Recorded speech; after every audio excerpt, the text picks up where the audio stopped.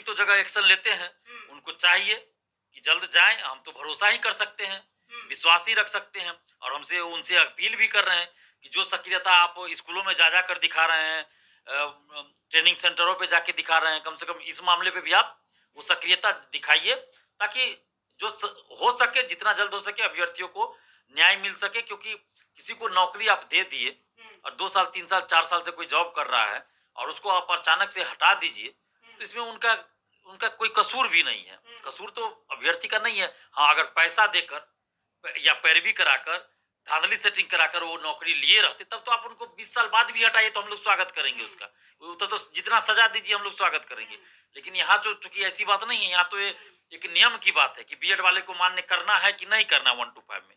तो जो एनसीटी ने गाइडलाइन जारी किया, सबसे पहले तो उन लोगों को सजा मिलनी चाहिए थी कि कैसे आपने पूरे देश में कर दिया कि भाई बीएड वाले 1 to 5 में जा सकते हैं। तो सबसे पहले उनको सजा मिलनी चाहिए ना। उसके बाद बिहार सरकार ने विज्ञापन निकाला, वैकेंसी जो भी हुआ, ज्वाइनिंग दिया गया। तो ये बार बार जो इस तरह की घटना देश में हो रही है, तो ये हमारे देश में, बिहार में तो है ही, और पूरे देश की बात मैं कर रहा हूँ, केंद्र सरकार हो या अन्य राज्य सरकार या बिहार सरकार हो, ये देश के प्रति, देश के युवाओं के प्रति इन लोगों का रवैया ठीक नहीं है।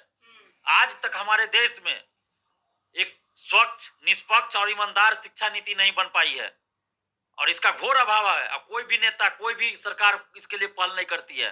कोई नेता पहल नहीं करते हैं, सिर्फ दिखावा करते हैं। और जो भी बनाया जाता है नियम शिक्षा को लेकर, वो अपने लोगों को फायदा पहुंचाने के लिए बनाया जाता है, चाहे जिस रूप में फायदा पहुंचाए। तो जब तक ऐसा देश में चलेगा, उसका नुकसान अभ्यर्थियों को, युवाओं को भुगतना पड़ रहा है। अब देश के युवाओं को भी समझना पड़ेगा, सोचना पड़ेगा कि हम किस तरफ जा रहे हैं। आखिर केंद्र सरकार क्यों चुप हो जाती है? बीएड के मामले पर एनसीटी, केंद्र सरकार क्यों, और केंद्र सरकार क्यों चुप हो गई? केंद्र सरकार को वहां बोलना चाहिए ना। जब आपने ही ये कोई नियमावली बनाया, आपने ही कोई नियम बनाया, उसके तहत बहाली हुई, उसके तहत किसी ने बीएड कोर्स किया, और जब मन हुआ आप उसको कहिएगा कि नहीं ये अमान्य है, तो केंद्र सरकार कर क्या रही है? क्यों आपने लाया? तो केंद्र सरकार को भी सजा मिलनी चाहिए।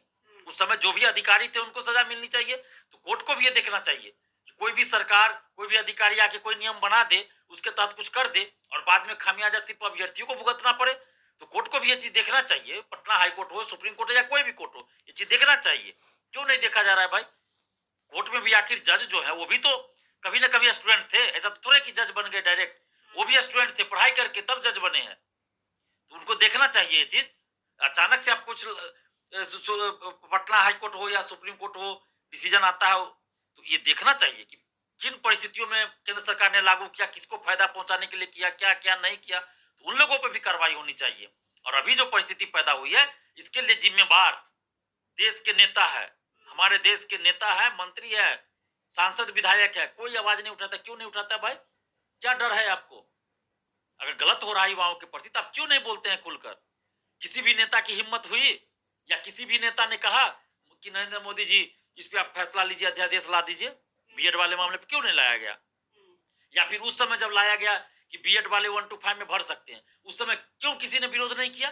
किसी नेता ने विरोध नहीं किया?